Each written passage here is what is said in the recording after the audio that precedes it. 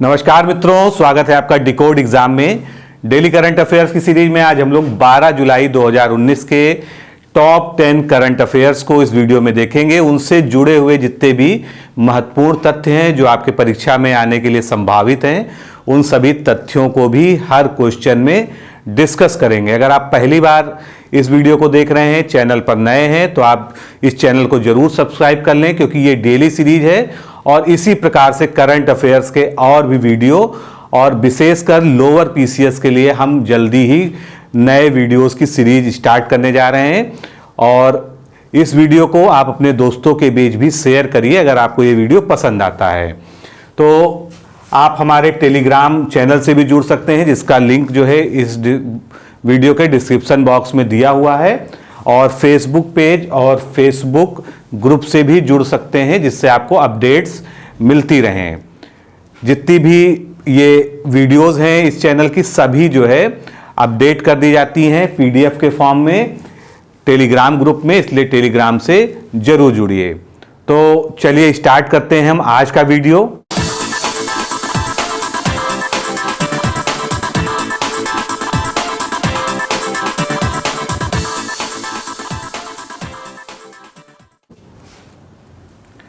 पहला क्वेश्चन देखते हैं, निम्नलिखित में से एजेंट स्मिथ किससे संबंधित है?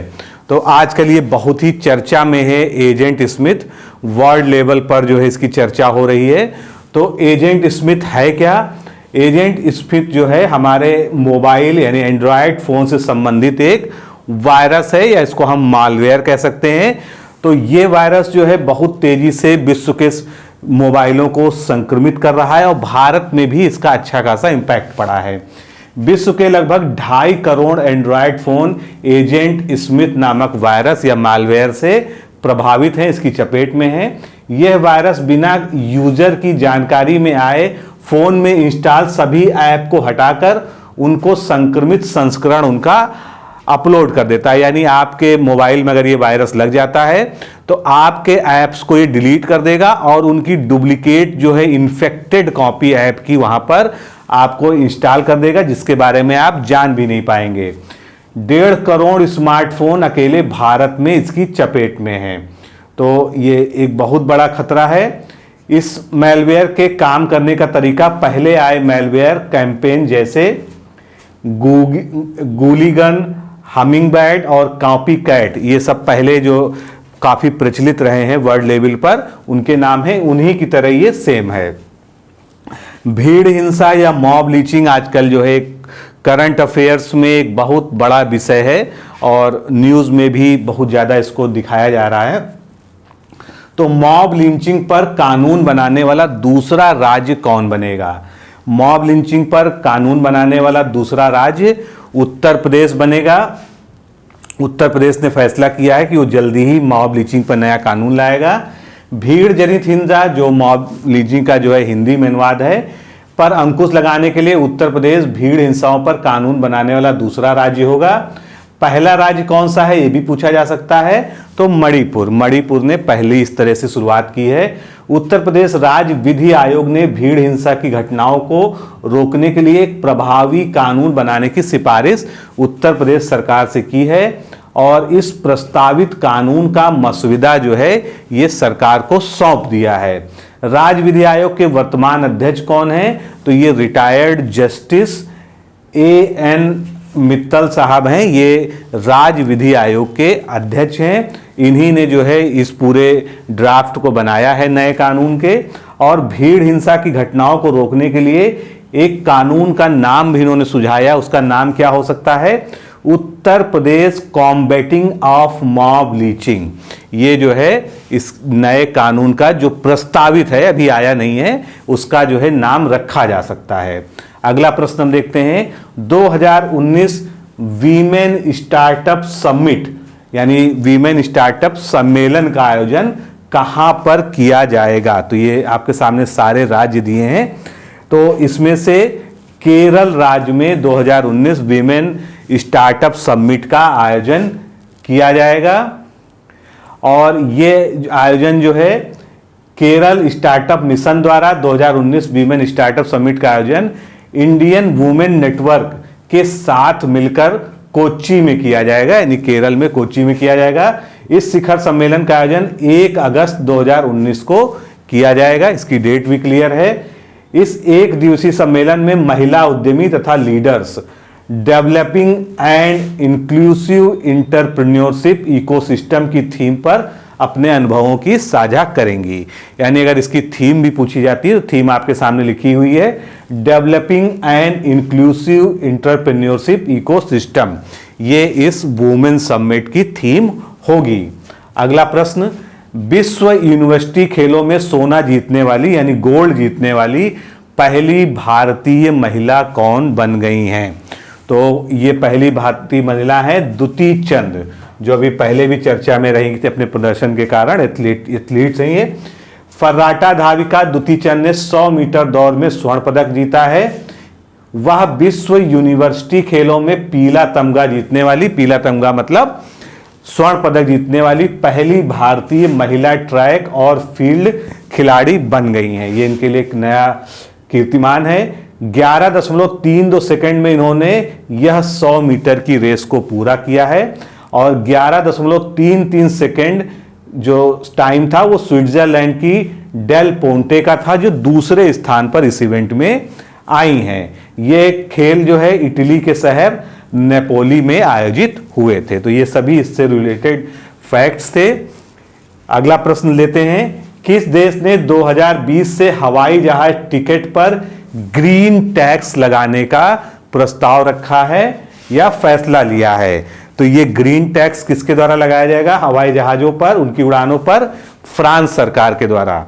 वहां से जितनी भी फ्लाइट्स वहां पर आएंगी या वहां से उड़ेंगी उन सभी पर ग्रीन टैक्स आरोपित किया जाएगा। फ्रांस सरकार ने 2020 से प्लेन टिकट्स पर ग्रीन टैक्स लगाने का फैसला लिया है। यह टैक्स फ्रांस के किसी भी एयरपोर्ट से जाने वाली सभी फ्लाइट्स पर के टिकटों पर लगेगा। ग्लोबल वार्मिंग और स्काई एयर पोल्यूशन में एयरपोर्ट का अहम योगदान रहता है, उसी के चलते यह ग्रीन टैक्स लगाया जा रहा है। अगला प्रश्न, निम्नलिखित में से किसे डीजीसीए का नया डायरेक्टर जनरल नियुक्त किया गया है? तो डीजीसीए का नया डायरेक्टर जनरल अरुण कुमार को नियुक्त किया गया है। डीजीसीए क्या है? Director general of civil aviation. ये जो है वो संस्था है जो भारत में सभी विमानों के परिचालन, उनके विनियमन को जो है रेगुलेट करते हैं और इसके लिए जो है अरुण कुमार को जो है उसका डीजी चुना गया है। भारत में सभी एयरपोर्ट को कंट्रोल करना, सभी फ्लाइट्स की सेफ्टी के दिशा निर्देशों को डीजीसीए ही जारी करता है। तो इसकी एक अहम भूमिका है फ्लाइट कंट्रोलिंग सिस्टम में। किस रेलवे जोन को बेस्ट इनोवेशन अवार्ड के लिए अभी हाल ही में चुना गया है? तो ये सारे रेलवे जोन्स के आपके सामने नाम लिखे हैं। इनमें से NFR जोन यानी नॉर्थ फ्रंटियर रेलवे जोन को बेस्ट इनोवेशन अवार्ड के लिए चुना गया है। NFR उत्तरी फ्रंटियर रेलवे इसको हिंदी में कहते हैं, इंग्लिश में नॉर्थ फ्रंटियर रेलवे जंगली हाथियों को रेलवे ट्रैक से दूर रखने तथा उनके संरक्षण के लिए इसको बेस्ट इनोवेशन अवार्ड दिया गया है। NFR ने इस प्रोजेक्ट को प्लान बी नाम दिया है। यह अवार्ड भारतीय रेलवे द्वारा दिया गया है। NFR का मुख्यालय यानी नॉर्थ फ्रंटियर रेलवे का मुख्यालय कहां पर है? मालेगांव, जो कि गुवाहाटी असम में है। अगला प्रश्न हम लेते हैं, किस देश ने खसरा जो मीजल्स होता है, जो जुकाम जैसी एक वायरल बीमारी होती है और जिससे बच्चे बहुत ज्यादा प्रभावित होते हैं, तो किस देश ने खसरा रोग से मुक्ति की घोषणा की है? तो अभी हाल ही में श्रीलंका खसरा मुक्त घोषित हो गया है। ये एक इंपॉर्टेंट प्रश्न है। इसी तरह के प्रश्न जो है पूछे जाते हैं खासकर वनडे एग्जाम्स में। श्रीलंका अब तक खसरा रोग से पूर्णतया मुक्त हो गया है। खसरा बचपन में होने वाली तीव्र और अत्यधिक संक्रामक रोग है जो कि नाक, मुंह या गले से निकलने वाली बूंदों यानी जो वाटर ड्रॉपलेट्स जो है आपके खांसने और छींकने में बाहर आते हैं उनके माध्यम से जो है ये स्प्रेड होता है एक से दूसरे लोगों में। यह रोग वायरस के कारण होता है, यानी एक ये विषाणु जनित रोग है, और यह WHO का 5वां देश बन गया है जो इस रोग से मुक्त हुआ है। यानी कुल 5 देश ऐसे हैं जो WHO से संबंध है, वो 5वां देश उसमें से श्रीलंका बन गया। 4 अन्य देश कौन से हैं? भूटान, मालदीव, DPR, कोरिया और तिमोर। ये भी जो है खसरे से पूरी तरह से मुक्त देश घोषित किए जा चुके हैं। अगला प्रश्न, किस राज्य में खर्ची पूजा उत्सव, अभी हाल ही में आप लोग पेपर में देख रहे होंगे, इसकी तस्वीरें आ रही हैं, तो खर्ची पूजा उत्सव या महोत्सव कहां पर मनाया जा रहा है? तो खर्ची पूजा महोत्सव जो है ये त्रिपुरा का जो है परंपरागत त्योहार है और वहां बहुत ही धूमधाम से मनाया जाता है। इसके बारे में कुछ और बातें जानते हैं। खर्ची पूजा उत्सव हर वर्ष त्रिपुरा में मनाया जाता है। इसका आयोजन 7 दिनों तक होता है। यह पर्व अगरतला में जुलाई या अगस्त महीने में मनाया जाता है, मतलब तिथि के अनुसार मनाया जाता है, इसकी कोई डेट नहीं फिक्स है। इसमें चतुर्दश देवता, चतुर्दश को हिंदी में हम क्या कहते हैं? 14, यानी 14 हिंदू देवी देवताओं की पूजा की जाती है। यह वार्षिक पर्व नश्वर शरीर के पापों को समाप्त करने के लिए मनाया जाता है। खर्ची शब्द जो है ये क्या है? ये खिया शब्द से बना है जिसका अर्थ है पृथ्वी, यानी जो इसमें खर्ची है उसका अर्थ है पृथ्वी, यानी पृथ्वी को ही जो है मूल इसमें देवी के रूप में माना जाता है। और यह पूजा मुख्य रूप से पृथ्वी की पूजा करने के लिए ही की जाती है। तो ये थोड़ा सा जो है आर्ट एंड कल्चर में भी आपको ये सब चीज़ें जानना जरूरी है, क्योंकि जीके सेक्शन में भी इस तरह के क्वेश्चन पूछ लिए जाते हैं।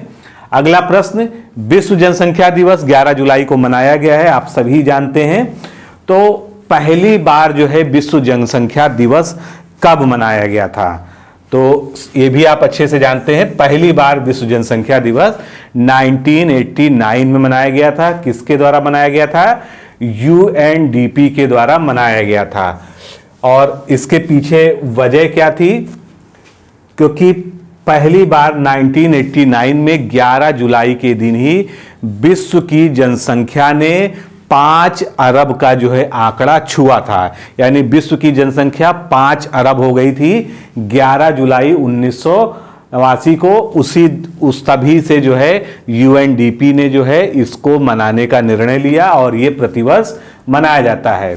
अब थीम की बात करते हैं, तो पिछले साल की थीम तो हमको पता है कि इसका पिछले साल की थीम थी परिवार नियोजन या फैमिली प्लानिंग अगर इंग्लिश में कहें। लेकिन कमाल की बात यह है कि इस साल जो है इसकी कोई भी थीम घोषित नहीं की गई है और 2019 में कोई भी थीम नहीं है, इसलिए इस तरह का कोई क्वेश्चन नहीं आएगा। आप लोग कहीं कंफ्यूज मत होइएगा। तो दोस्तों आज के ये 10 क्वेश्चन इंपॉर्टेंट थे, आपको अच्छे लगे होंगे। अगर अच्छे लगे होंगे तो रिस्पांस जरूर करिएगा, कमेंट में अपने विचार भी लिखा करिए, जिससे हमें जो है ये प्रेरणा मिलती है कि हमको अपने आप को और बेहतर तरीके से कैसे प्रेजेंट करना है।